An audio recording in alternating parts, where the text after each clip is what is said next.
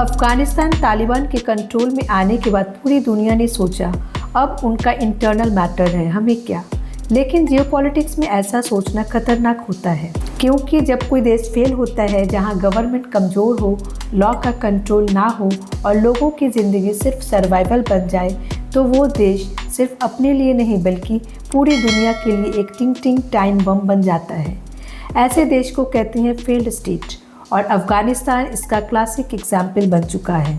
लेकिन सवाल ये है कि ये फेल्ड स्टेट दुनिया के लिए खतरे कैसे हो सकते हैं। आज के इस वीडियो में हम इसी पे डिटेल में बात करेंगे, तो चलिए शुरू करते हैं।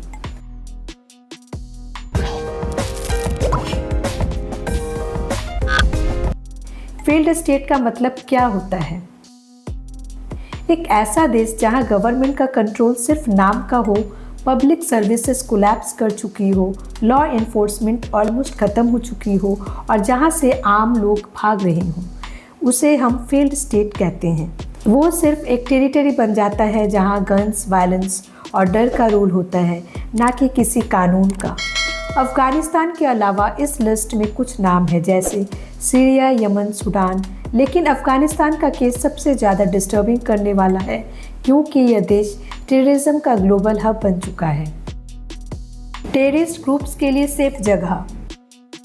जब सरकार कमज़ोर हो तो टेरर ग्रुप्स को छुपने, ट्रेनिंग देने और ऑपरेट करने के लिए परफेक्ट एनवायरनमेंट मिलता है। अफ़गानिस्तान में तालिबान के रूल के बाद अल-कायदा, ISIS के जैसे ग्रुप्स ने फिर से ज़मीन पकड़ ली है। UN के रिपोर्ट के मुताबिक 2022 टू 2024 के बीच इन ग्रुप्स में रिक्रूटमेंट बढ़ा दिया है, क्रॉस बॉर्डर्स अटैक्स प्लान किए हैं और ऑनलाइन रेडिकलाइजेशन ज़्यादा किया है। अगर ये अनचेक रहा तो फ्यूचर में नए टेरर अटैक्स इंडिया, यूरोप या US तक पहुंच सकता है, जैसे 11 सितंबर को हुआ था। रेफ्यूजी क्राइसिस और इलीगल इमाइग्रेशन। फेल्ड स्टेट से लोग भागकर दूसरे देशों में इलीगल इमाइग्रेशन करते हैं। अफ़गानिस्तान से हर महीने हज़ारों लोग पाकिस्तान, ईरान, टर्की या यूरोप की तरफ भाग रहे हैं। इससे होस्ट कंट्रीज़ पर इकोनॉमिक प्रेशर पड़ता है, लोकल जॉब्स और सोशल बैलेंस बिगड़ता है और कभी कभी क्राइम रेट भी बढ़ता है। रेफ्यूजीज़ का ह्यूमन राइट्स एंगल भी होता है, लेकिन जब ये अनकंट्रोल्ड हो जाए तो ये पॉलिटिकली सेंसिटिव और डेंजरस बन जाता है। इलीगल आर्म्स और ड्रग ट्रेड का हब।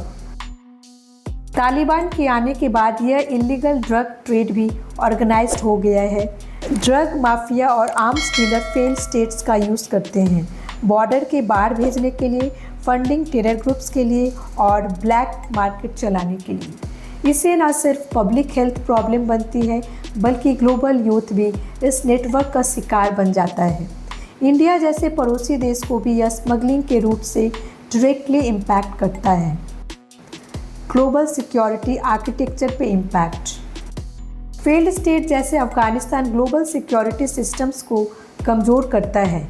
UN, NATO और अदर इंटरनेशनल अलायंस को कांस्टेंट मॉनिटरिंग और इमरजेंसी डिप्लोमेसी में इन्वॉल्व होना पड़ता है। इससे रिसोर्सेज डाइवर्ट होते हैं, जिसका इफेक्ट दूसरी जगह पर भी पड़ता है। जैसे यूक्रेन रशिया कॉन्फ्लिक्ट के टाइम अमेरिका को अफ़गानिस्तान के तालिबान से डील करना पड़ा for security coordination.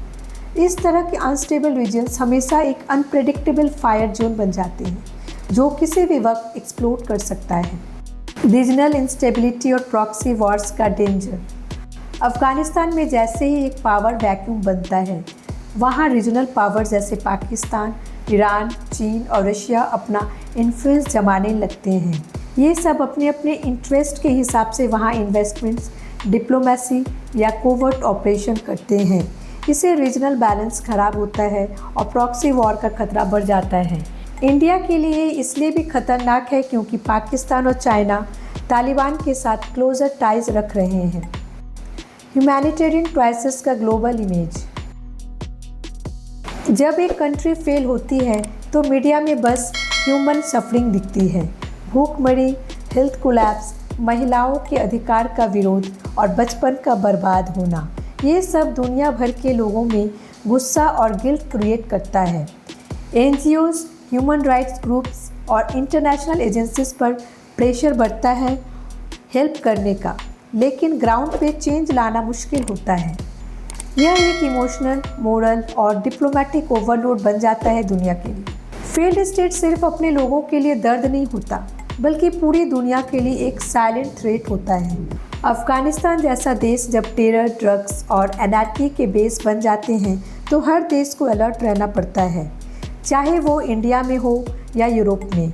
Failed states का असर कब, कैसा और कितना बढ़ेगा कोई नहीं कह सकता।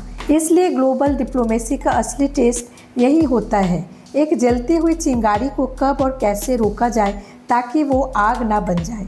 आपका क्या कहना है हमें कमेंट्स में ज़रूर बताएं, और वीडियो इन्फॉर्मेटिव लगा तो लाइक, शेयर, चैनल को सब्सक्राइब करें ताकि ऐसे deep and engaging geopolitical topics आप तक पहुंचते रहें। Thanks for watching.